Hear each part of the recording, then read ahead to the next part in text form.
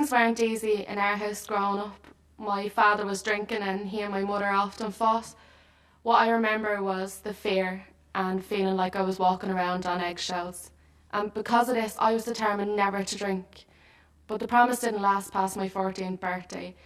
And I felt kind of shy and nervous. And when everyone around me seemed so relaxed drinking, I just followed suit. After I had my first beer, I felt like I belonged. And I couldn't believe that I'd found such a simple solution to feeling bad about myself.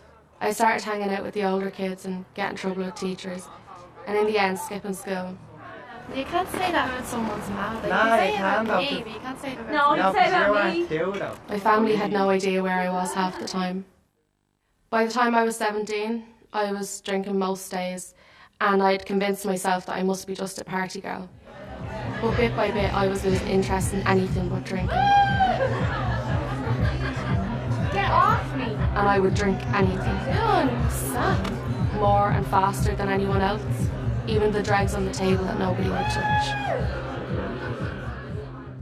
I came from a good home, worked hard as a young boy and won a scholarship at college. At college everybody seemed so confident where I was a bit awkward, so it didn't take much pressurising at my first party when the lads offered to add vodka to my Coke. I felt confident, and one of the lads. I thought I'd finally found a solution to being comfortable in my own skin. I pretty much drank my weekends away at college. And I got a job teaching when I graduated and found it tough going. So I started frequenting the local and met people who drank like me. It made me feel relaxed and I felt it was a reward for getting through a tough day. Yeah, there you go. I hear patience is a virtue. For your troubles. Thanks, Barry. Yeah. Sure, stand the hatch. My headmaster started asking me about my missing days and my unkempt appearance and even the smell of alcohol off my breath. I just have to give you a verbal warning. I decided I'd show him. I don't have a drink problem. So I managed to stay off it for a few weeks. But after my first summer's evening, when I drank again, I got arrested for driving over the limit and lost my licence. I can smell alcohol in your breath. Have you been drinking? I just had one glass of wine after dinner, so... Okay, would you mind stepping out of the car, please? What's the problem, sir? I was even asked to hand in my resignation at work. Sorry. Mr. Roberts, I'd like to perform a breath test on you. I had my first drink at 18. I only drank one night and I almost passed out and I was so ill the next day. I didn't like being out of control, so I didn't drink again until I was around 30. By then I'd met and married my husband and we had 2 lovely children. I only married him because I thought no one else had asked me. He was the first man I ever went out with. In my early 30s, I started to have a glass of wine whenever my husband and I went for a meal. Then soon I started to buy a bottle to bring home about once a week. I'd sneak a drink in the kitchen before we ate. Pretty quickly I found that with a few drinks, the outside world ceased to exist. When I started a small business, I felt a huge pressure with the responsibility, and my 1 bottle a week shot up to 2, then 3 or 4. My family tried to tell me something was wrong, but I just thought they were nagging, and it turned into a full-blown argument, which was very distressing for them. Get off me! Get off! I can do it! Get your hands off me! Leave me alone! Leave me alone! Leave me alone! I can do it myself! I can do it myself! I can do it myself! Leave me alone! I was about 11 or 12 years old when I had my first drink at my eldest sister's wedding. There was a barrel of beer there and some of the older men gave me a few small glasses. I really enjoyed the feeling it gave me and I kept coming back for more. By my late teens, I was really enjoying drinking, and my whole social life was geared around the pub. In due course, I inherited the family farm, although some of the family were still involved in running it with me. Despite the responsibility, bit by bit, my heavy drinking in the pub in the evenings with the lads became lunchtime drinking too. Money became tight, so I resorted to selling off sites of land bit by bit. But the money only went to pay off debts at the bank and the pubs. It was a terrible mark of shame to me to be selling off our family farm of generations to keep me in drink. I was in a prison of deceit and lies, stealing to get drink. And I was powerless over what would happen after I picked up the first drink. I was a liability when I drank. I became aggressive and violent. Blackouts became normal for me. I just wanted oblivion. One of my friends choked to death on his own vomit when he was drunk. We were at a party and didn't even notice. Maybe you should take it easy, like we all have to have some. What? Like, oh my god. Oh, I'm only taking a little bit, like, and why are you being, like, oh my god, you're being so mean, like, seriously, mind your own business. But even that didn't deter me because I didn't care what people thought of me or what I looked like. I woke up in a cell in the middle of the night with no idea how I'd gotten there. The guards said they picked me up because I'd been causing havoc outside a pub. I was only 18 years old, and I felt like my life was over. I hated myself. There I was, lost my job and my driver's license, but I thought I could turn a leaf and control my drinking if I changed my life. I always felt I had something to prove to be a real man, so I retrained and got a job in a successful accountancy firm and got married. The night we took home our first son, I nipped down to the pub and got smashed. John, the bar's closed. What? I go home to Joseph even if you don't. Two more. You put your hands in your pockets and give him 2 more. Bar's Okay. closed. End of I story. pay your wages. I'll never forget the look on my wife's face, the hurt, the shame, as I stumbled into the bedroom that night. I don't want to know.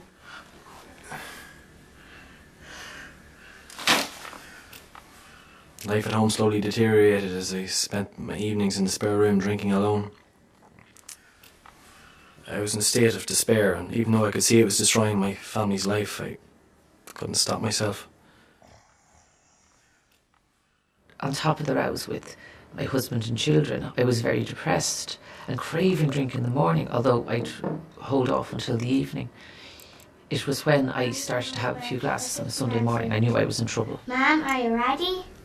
Whoa.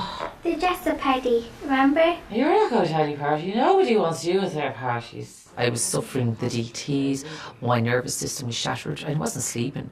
I was restless, irritable and discontent most of the time. And life was hopeless. I just couldn't see a way out. Things really got worse over the years. I'd leave the house in the morning and I wouldn't be seen till the early hours of the next day. Forget about it. One by one, I lost all my friends. They'd had enough. I was beginning to black out regularly, not eating, looking rough. And any fun I'd found in drinking had turned into a living nightmare. My family had no options but to have me hospitalised in a psychiatric ward. Are you aware of the The serious... doctors told me I had liver and kidney damage and I was heading for a wet brain. They'll go back, won't they? Such is my inability to grasp reality, Just ease up. that I actually thought once I get out, I'd be able to drink normally again. Just ease up a little. No, just a little. It was after I was arrested that it all began to hit me, although I did continue to drink. When I finally hit rock bottom, I remembered 2 AA speakers that had come to our school years ago and told us about AA and how they had once felt hopeless. 15, that's cool. And you like to have a good time and go out and everything with your friends? Yeah, do you not drink? No, I don't drink anymore, but I used to. And A happy young sober woman said to us that you're never too young to stop. But I couldn't bear the thought of living without too young drink. to stop. But I was such a mess, it was the only glimmer of hope in my life. Have a look. Let me give you my number, and then we can go from there. What does that sound like? Alright. All right. See you, Roisin. Bye. Hi, I'm Thomas and I'm an alcoholic. I found the courage and I picked up the phone and I rang AA. And someone came and brought me to my first meeting. The only requirement for membership is a desire to stop drinking. There are no dues or fees for AA membership. We are self-supporting through our own contributions. It was very strange at first being with people who were so honest. And it took a while for me to have full acceptance that I was one of those people who had a serious drinking problem. Our primary purpose is to stay sober and help other alcoholics to achieve sobriety. And I'm delighted to introduce Roisin, who's going to share her experience, strength and hope with us today.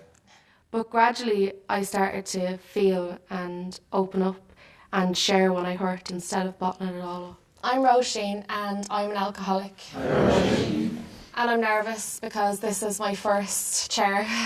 I was on the brink of losing my family and my second job, and my boss gave me an ultimatum. I had to go to AA, or else that was it. So I just went. At my first meeting, I heard someone say that it wasn't the amount he drank, but the effect it had on him. It was very different to anything that I was used to. There were no bosses, and everybody just helped each other through sharing their experiences. I didn't get sober straight away, though. But people just kept saying, come back, and the only requirement for membership was the desire to stop drinking and that you were willing. I found it very difficult to ask somebody for help, but I was so desperate that I did. Sorry, I was just wondering, could I have a quick word with you? For me, asking for help is the spiritual dimension to the program. This is my first meeting, and I need help. Well, you've come to the right place. Despite the fact that life was out of control, pride refused to allow me to admit that alcohol was the problem. I went to a counsellor and didn't tell her the truth about the extent of my drinking. I tried to blame all my problems on the pressures in my life. But then one night I was very low. I went online and I found the AA website for Ireland. I rang the after hours helpline and spoke to a very helpful woman who explained that if after 1 or 2 drinks I couldn't guarantee my subsequent behaviour, then I was probably alcoholic. I went to the doors of a few meetings around town, but I was so scared that someone I knew would see me.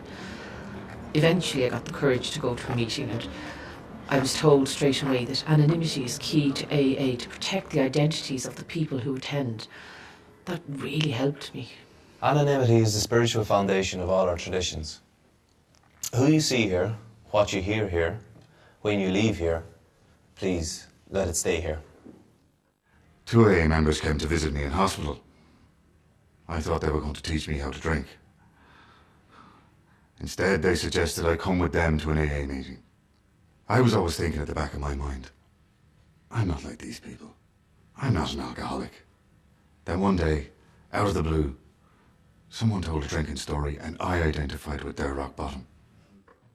I feel it's the only option open to me now at this stage. I've been drinking. Something changed, and I realized I belonged, and I wasn't a disgrace. I don't see any... I understood that what I had was a physical allergy combined with a mental obsession.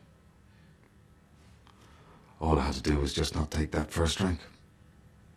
We're usually a day at a time. I'm now 2 years sober. I couldn't drink normally, but I found a solution. Oh, that was a nice speech. Oh, thank you very much. I could never have imagined having fun without drink, but I have a load of young friends now, and some drink and some don't drink. My behaviour completely changed at home, and last Christmas my father joined AA. They say it's a programme of attraction. I love it in AA because it teaches me how to live. I've taken an honest look at myself with the help of another member, who's also my sponsor, and I've finally grown up.